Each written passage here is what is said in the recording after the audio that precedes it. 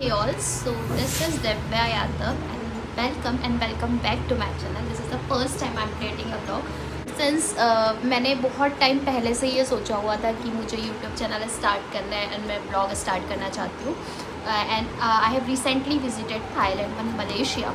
It was my first international trip. तो मुझे बहुत सारे क्वेश्चंस थे, क्वेरीज थी कि कैसे जाना है, क्या करना है, कब, कैसे, क्या, क्यों, like there are so many question. So उस चीज़ के लिए मैंने एक सिंपल सी गाइड बनाई है बिकॉज मुझे जो प्रॉब्लम हुई आई डोंट वांट कि आप लोगों को भी same issues and same concerns हो. मेरा एक कंसर्न सबसे पहला ये था कि मैं करेंसी कहाँ से और कैसे एक्सचेंज करवाऊँ. इसके लिए मैंने बहुत सारे लोकल वेंडर से ट्राई किया. तो आप लोगों को पहले रेट चेक करना होता है कि आपको किस रेट में वो लोग दे रहे हैं. तो देर आर 3 ऑप्शंस. आप या तो लोकल वेंडर से ले लें करेंसीज, अदरवाइज़ आप मेक माई ट्रिप साइट्स वगैरह से चेक कर लें. And the third option is कि आप एयरपोर्ट से ले लें. बट आई विल सजेस्ट कि अगर आपके पास इतना टाइम नहीं है कि आप मेक माई ट्रिप से या लोकल वेंडर से कांटेक्ट करके लें, तभी आप जाके एयरपोर्ट से लें. बिकॉज एयरपोर्ट में जो रेट मिलता है वो हाई मिलता है. तो आई वोंट सजेस्ट यू कि आप लोग एयरपोर्ट से करेंसी एक्सचेंज करवाएं. करेंसी एक्सचेंज के लिए रिक्वेस्ट रेस करेंगे ना, तो आप लोगों को कुछ आपकी डिटेल्स देनी होगी. The details will be your pan card, okay. The other details will be your passport. तो पासपोर्ट की आपको front page and the last page. उसके बाद टिकट बुकिंग, आप जो रिटर्न टिकट आएंगे वो लोग टिकट की बुकिंग भी मांगते हैं कि आपकी टिकट कब की बुक है, आप कब जा रहे हो, कब आ रहे हो. तो आप टिकट बुकिंग के भी डिटेल्स उन्हें दोगे. दूसरी चीज़, इट इज़ प्रोबेबली कि वो लोग आपसे होटल बुकिंग भी मांगे कि आपकी होटल कितने दिन की बुकिंग है, कहाँ बुकिंग है. ये डिटेल्स भी उन्हें चाहिए होती है करेंसी एक्सचेंज वालों को. सेंस मैंने लोकल वेंडर से नहीं करवाते हुए मैंने मेक माई ट्रिप से ही करवाया था, तो मुझे ये सारी डिटेल्स रिक्वायर्ड थी. तो आप लोग भी देख लीजिएगा. Other than that there is one more option actually कि आप मेक माई ट्रिप से डायरेक्ट रिक्वेस्ट कर दें एंड रिक्वेस्ट करके वो आप अपना एड्रेस डाल दें और वो लोग आपको एड्रेस में ला के वो करेंसी दे देंगे. बट द पॉइंट इज़ कि अगर वो लोग आपके एड्रेस में करेंसी ला के दे रहे हैं तो आपकी साइन लगेंगी. अगर आप चाह रहे हैं कि मैं मेक माई ट्रिप से करेंसी एक्सचेंज की रिक्वेस्ट कर दूं और वो लोग आपको करेंसी ला के दे दे और आप उसको किसी और के एड्रेस में डिलीवर करवा दे, तो ये पॉसिबल नहीं है. अगर आप लोग जाके विज़िट करके लेना चाहते हैं तो नोएडा सेक्टर 18 में ऑफिस बना हुआ है वहाँ पे मेक माई ट्रिप का. तो आप वहाँ पे नोएडा सेक्टर 18 में जाके फॉरेक्स एक्सचेंज करके अगर सर्च करेंगे तो मेक माई ट्रिप का ऑफिस आपको इजीली मिल जाएगा. अगर स्टिल आपको कोई कंसर्न एंड क्वेरीज है तो आप कमेंट कर देना, मैं आपको एग्जैक्ट एड्रेस बता दूँगी कि कौन से मॉल में कहाँ क्या है. ओके. सो जो मेरा सेकेंड कंसर्न था वो ये था कि मैं टिकट्स कहाँ से बुक करूँ. So for ticket bookings actually I looked into Skyscanner, MakeMyTrip and there are so many sites right, Goibibo. तो मैंने फ्लाइट बुकिंग किया था मेक माई ट्रिप से because उसमें obviously amount ज़्यादा दिखता है. पर लास्ट में ना मेक माई ट्रिप में जब आप कूपन लगाओगे, लाइक लास्ट में आपके पास कूपन के ऑप्शन आते हैं, इवन क्रेडिट कार्ड का भी ऑप्शन आता है. आई बुक वी फ़ोन पे, तो I paid a low amount. So take care of this thing actually कि आपको फ़ोन पे से ज़्यादा पड़ रहा या क्रेडिट कार्ड से कम पड़ रहा. तो ये चीज़ आप लोग वेरीफाई कर लेना while booking. But I will suggest कि आप लोग मेक माई ट्रिप में चेक करें. Guys, this is not a paid promotion. I am not doing any paid promotion from MakeMyTrip. The next concern is on arrival card. So मैं Thailand जब जा रही थी तो actually आप याद रखिएगा कि आपको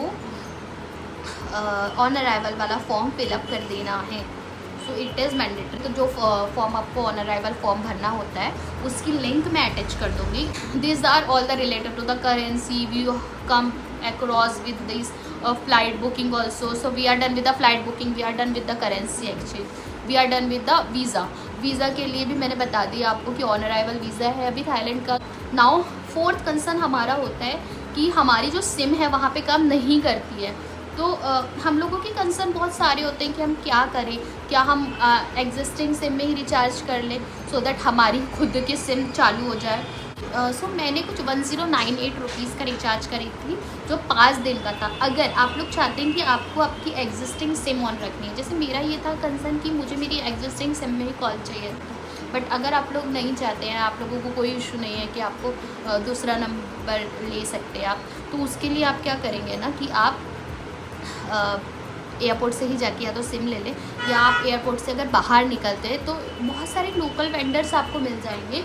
आप एयरपोर्ट के बाहर निकलते ही आपको लोकल वेंडर्स दिख जाएंगे, आप वहाँ रीच आउट करके आप सिम ले लें तो वो आपको 500, 600, 700 की अप्रॉक्स मिल जाती है। अगर आप लोग जा रहे हैं ना तो आप लोग ध्यान रखें कि आपको ग्रैब ऐप डाउनलोड करना ही करना है। As soon as you reach Thailand आपको क्या होगा कि कैब लेना पड़ेगा for your hotel, right. So उसके लिए अगर आप डायरेक्ट एयरपोर्ट से बुक करेंगे तो एयरपोर्ट्स में बहुत सारे कैबिन्स बने हुए होते हैं जो खुद से कैब प्रोवाइड करते हैं आपको। तो अगर आप उनके थ्रू करेंगे वो आपको महंगा पड़ेगा। तो आई सजेस्ट कि आप लोग वो ना बुक करें और उसकी जगह आप क्या करें कि आप ग्रैब ऐप से बुकिंग करें। Make sure you are downloading the Google translator as well, because वहाँ पे हर किसी को इंग्लिश नहीं आती है। Third thing is Google map. आप लोग गूगल मैप डाउनलोड कर लें, फिर वहाँ जाने के बाद अगर आप सोचते हैं कि अब हम डाउनलोड कर लेते हैं, बट जैसे ही आप वहाँ पहुँचोगे ना आपका नेटवर्क बिल्कुल ज़ीरो हो जाएगा और आप नहीं चला पाओगे अपना नेट। तो इसलिए आप लोग जाने से पहले ये सारे ऐप डाउनलोड करके रख लीजिएगा।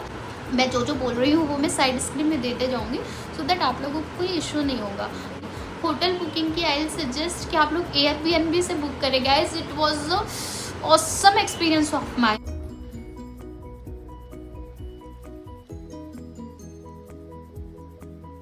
मैं नाइट में से फूडी हो जाती हूँ कि मुझे रात में कुछ खाना है, तो फॉर दैट हम लोग रात में से 3 बजे 4 बजे उठ के कुछ बना सकते हैं। तो ऐसे 3 बजे 4 बजे उठ के कुछ बनाने के लिए एयरबीएनबी होना चाहिए ना, किचन होना चाहिए वहाँ पे। तो दैट इज़ वाई आप लोग एयरबीएनबी कंसिडर करो ताकि उसमें किचन रहेगा। और आप लोग जा रहे हैं मान ले Thailand and now you want to charge your phone, how you will charge it, because वहाँ पे जो पोर्ट होते हैं ना वो हमारे पोर्ट नहीं होते हैं जिसमें हम चार्ज करते हैं।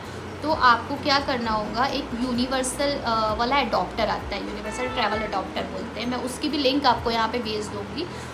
तो वो आप ले लें। उससे क्या होगा ना कि आप यूनिवर्सल ट्रैवल अडॉप्टर को यूज़ कर सकते हो उनके ही सॉकेट में, आपको बस उसको प्लग इन करना है and then in that adaptor only आप अपने चार्जेस सारे लगा सकते। So as soon as you reach the airport आपको सबसे पहले मेन गेट दिखेगा, जिस मेन गेट से आपको एंट्री लेनी पड़ती है एयरपोर्ट के अंदर।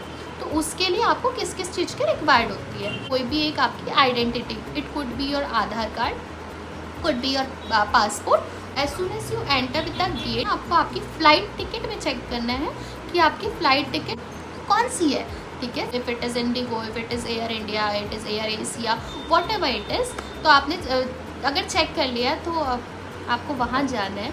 नाउ यहाँ पे क्या प्रोसेस होंगी कि आपने उनको अपना फ़ोन दिया जिसमें आपकी टिकट है, आपने उसको उनको पासपोर्ट दिया और आपका जो बैग है, ओके वन मोर थिंग कि जो आपका बैग होता है ना, जो ट्रॉली बैग होता है या बड़ा बैग होता है आपका, वो आपको वहाँ पे सबमिट करवाना होता है, ठीक है। आपकी टिकट जब आप बुक करते हो ना तो वहाँ पे लिखा आता है कि आप कितना कैरी कर सकते हो अपने साथ, लगेज बैग कितना हो सकता है और हैंड बैग आप कितना कैरी कर सकते हो, लाइक कैबिन बैग और लगेज बैग दोनों का आपके पास लिखा होता है।